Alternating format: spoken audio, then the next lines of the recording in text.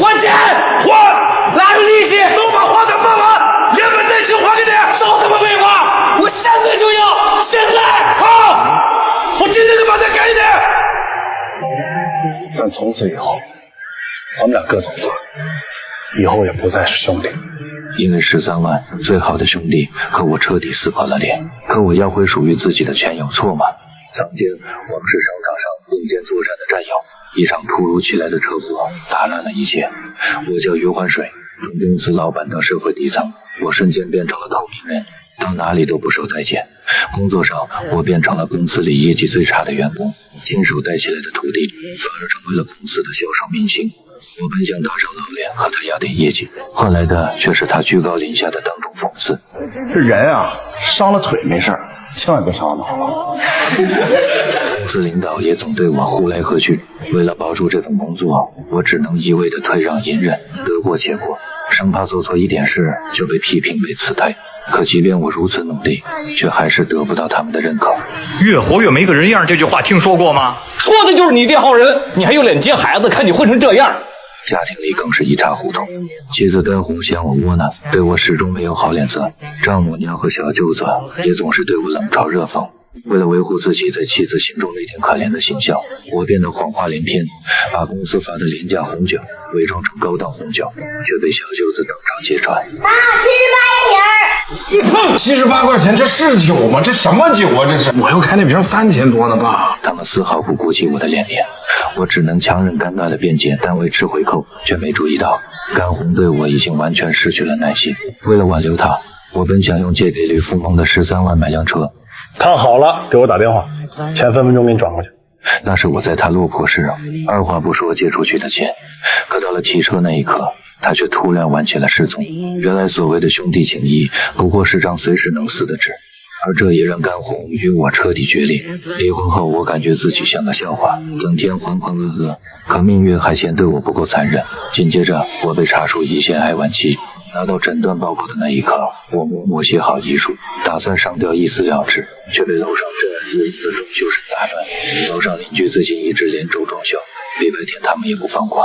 曾经的我只能懦弱的忍气吞声，想到自己没有几天活头，我再也不打算委屈自己，拉上寻短见的工具，不计后果的一通乱砸。道理和无赖是讲不通的，面对职场和家庭双方面的压迫，我用疯狂对抗现实，用物理破坏宣泄着精神压抑。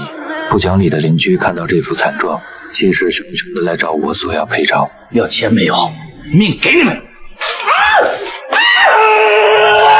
果然软的怕硬的，硬的怕不要命的。平时他们欺负一些老实人还行，可真遇上不要命的狠人时，他们溜得比秃子还快。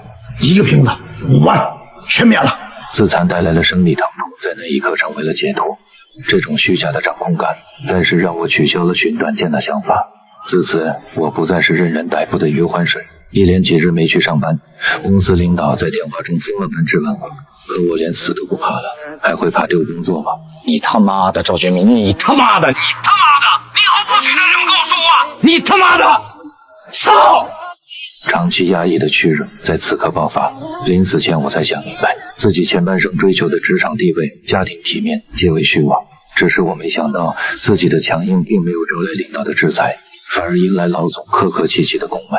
但这些年受尽的屈辱，让我不吐不快。别说你他妈是个分公司的老总，你就是总公司老总，我现在也不怕你。我现在谁都不怕。想想有多么可笑，从任人欺负到正面引导老总，竟然只用一张化验单就可以。我没有在乎他们照顾的真正目的，剧烈的疼痛提醒我，还有更重要的事情需要做。在生命的最后几个月里，我要尽可能的给家人留下足够多的财产。于是我首先找到欠债5年不还的吕富蒙，如果不是他3番2次的当老赖，可能甘红也不会跟我离婚。然而这次他又想了一套身在非洲的理由打发我，他转眼马上在街头被我发现。你为什么要这样对我？我拿你当兄弟，你怎么可以这样对兄弟呢？你想要钱你就跟我直说，你扯什么买车离婚？你糊弄鬼呢？我告诉你，13万算个屁呀！我分分钟给你，我会还给你，但是得看我心情。欠钱的成了大爷，借钱的成了孙子。我没有再像以往一样求着，而是直接来到了他的华产现场，故意出洋相让他难堪。为了顾全大局，他不得不坐下来跟我详谈。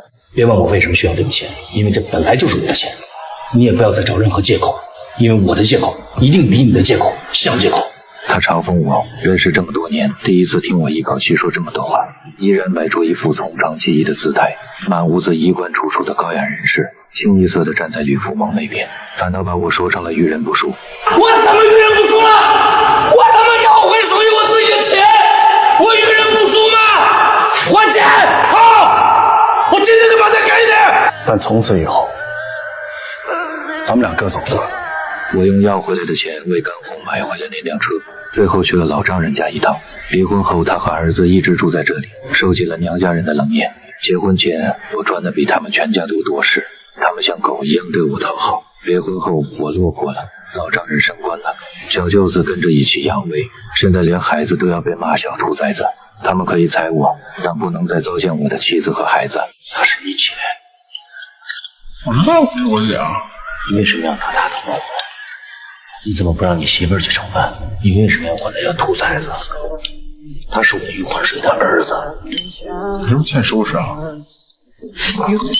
攥紧的茶杯徘徊在理智的边缘，陈家人用异样的眼光看着我。想起这8年来在老丈人家受的气，我是真的想在这大闹一场。可为了妻子和儿子，我再一次也是最后一次选择了隐忍，和他们做了临终前的告别。接下来的日子由我好受。我余欢水对不起你们全家人，让你们丢人啊！这样的日子很快就要结束了，我们抓紧时间把这个办了。车子我给你买回来，搬回家住吧，别在这儿受气了。安排好妻儿后，我去先换了一部最贵的手机，然后又去买了一身昂贵的西装。本想在死前好好潇洒一回，可来到公司被徒弟当众嘲讽。不幸的是，他这次碰到了枪口上，我不会再像以往一样惯着他。我是不是给你脸了？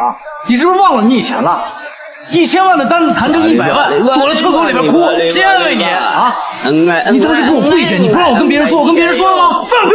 你给我跪下的时候，我跟大家说了吗？跪我！你打你信不信？来，你他妈敢！老子他妈杀了你信不信？这一刻，我彻底放飞自我，眼看事情将要闹大时，老总听到动静赶了过来。老子想干什么干什么！顽童，道歉！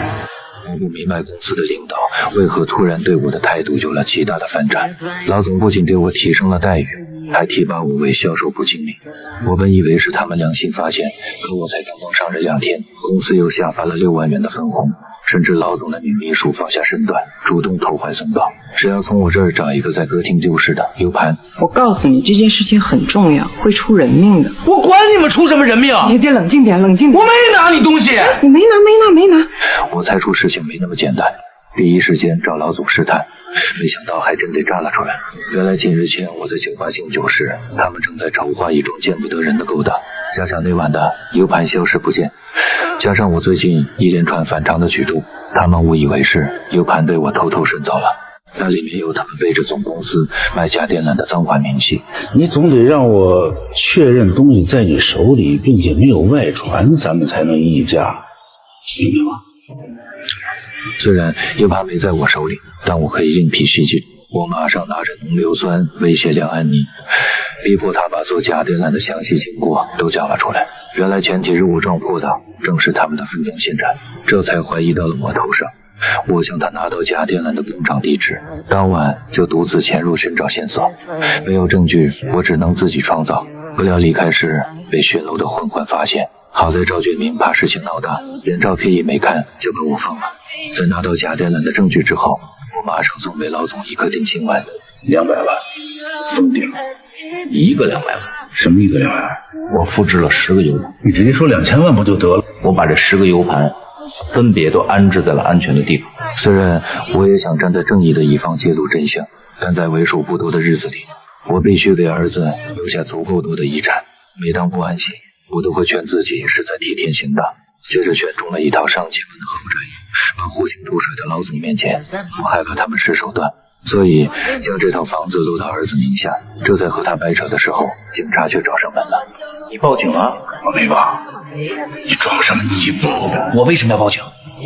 我会被抓起来的。就在我们一团雾水的时候，警察告知了他们此次前来的目的。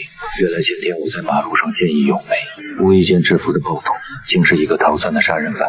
今天是给我颁发荣誉的，然后我就被作为典型被媒体大肆宣传，甚至电视台还专门为我出了一期节目。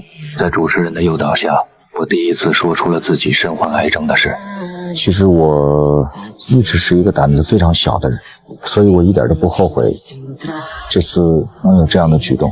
如果他真的把我扎死了，那么至少在我死前那一刻，我不再胆小了。现场观众都被感动得纷纷落泪，全部把我视为了城市英雄。为了让节目更精彩，编导还暗中把甘红和儿子请到了现场。节目一经播出后，收视爆棚，我的人生再次开始逆袭。电视台决定为我量身定做一系列节目，并且还有一个富商赞助了我，承担了后续所有的治疗费用。在媒体的压力下，我开始了复查诊断。没想到这时，命运又跟我开了一个天大的玩笑。你没病，这仅仅是个误诊。根据这2天你的检查报告和各项的化验指标，我可以非常负责任地告诉你，你没有患什么胰腺癌。院长告诉我，前几天的生理反应都是喝下酒造成的。确诊之前，我确实喝过1瓶假茅台，当时误诊的医生也赶了过来。原来那天是因为自己情急，在医院拿错了别人的化验单。这几天的大起大落，让我一时间根本无法接受，直接原地晕了过去。然而醒来后，电视台白主任带来一个意外的消息：全康公司要奖给你100万，就因为你是身患绝症和见义勇为的双料英雄，所以他们才做出了这个决定。不过这有个前提，那就是我得继续把这个病给装下去，否则少了癌症患者这层身份，他们就没办法上色了。经过再三考虑后，我同意了这次合作，再次出现在了大众的眼中。之后我马上选择了出院，但白主任却不答应，甚至直接找上家门。他在副主任的职位上待了整整12年，一直没有机会转正。好不容易挖到我这个爆炸性新闻，到头来却是一场乌龙。我这成了炒作假新闻的了，欺骗领导，欺骗观众，这回别说扶正了，你说肯定还得给我处分。想起自己也曾怕失去工作而委曲求全，我再一次接受了他的恳求，又在大众面前演了几场戏。可不知是谁走漏了消息，这天一个记者直接冲到台上质问，看着周围观众质疑的眼光，仿佛让我又回到5年前的车祸。那天大壮当场没了呼吸，在面对警察的询问时，我撒了谎，隐瞒了自己汽车的真相，导致大壮的家人没有得到丝毫的赔偿。要讲撒谎，他们是前辈，你把兄弟当兄弟了吗？你日子不好过了就委屈了，大壮呢？大壮他们家日子好过吗？原来这才是吕富蒙和我决裂的真实原因，一切都是我咎由自取。我本想弥补自己犯下的过错，可没想到大壮的家人早已离世。带着满心的愧疚，我再次找到吕富蒙，他始终认我这个兄弟，甚至愿意拿出所有的引力为我看那个可笑的绝症。之前我们2个人钱的事儿，是我做的不好，我给你道歉。我来是想和你道歉，我一直想说，哥们，对不起。我是余欢水，接下来的路还很长，我打算重新换个活法。